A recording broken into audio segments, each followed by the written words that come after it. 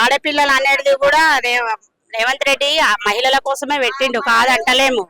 కాకపోతే మగవాళ్ళకి దొరకకుండా ఆడవాళ్ళకే కొట్టుకోవడం అయింది. అలా కాకుండా ఫ్రీనే, కాకపోతే ఎక్స్ప్రెస్ బస్సులను ఎక్కనియట్లేదు, మామూలు బస్సులను ఎక్కనిస్తారు. అవి కూడా అలానే చేస్తే బాగుంటది. కాకపోతే మా మహిళలు అనేది కొంచెం ఓపికతో ఉంటే ఒకరికి ఒకరం రావడం బాగుంటది.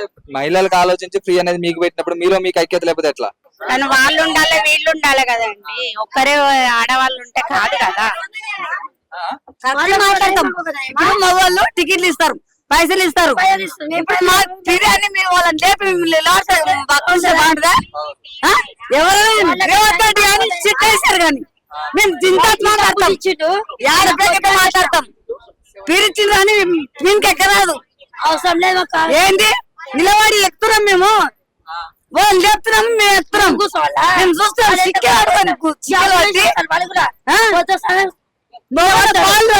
చెప్తున్నారు తప్పు కదా అట్లా. లేకపోతే మరి మీకు ఫ్రీ ఇచ్చినప్పుడు అదే పైసలు ఎట్లా పర్లేదు, మేము పైసలు పెడతాం. ఏమన్నా రమ్మన్నది మనం చేయలేదు, ఎక్కడ ప్రగతి మేము కలిసి మాట్లాడతాం. ఎవరు వచ్చారు నేను బాధ్యత మాట్లాడతా. రేవంత్ రెడ్డి ఇచ్చింది కదా. ఎవరు రేవంత్ రెడ్డి ఇచ్చింది అంటే కానీ మొబైల్ టికెట్లు ఇస్తలేరా, పైసలు ఇస్తలేరా? వాళ్ళని లేపి ఆడలు కూర్చుంటున్నారు. మొన్న నేను పామేరకి వెళ్ళి వస్తుంటే ముక్కు పుల్లలు ఇరిగిపోతా కూడా వాళ్ళని లేపి ఆడలు కూర్చుంటారు. ఎందుకు అంత అవసరమా? చిక్కెలు పట్టుకునేట అవసరమా? ఎవరైనా కానీ ఎందుకు తిండి చేస్తారు? శాంతి గొడవ లేకుండే పిలిచినప్పటికెళ్ళా ఇట్లా అవుతుంది జనాభా.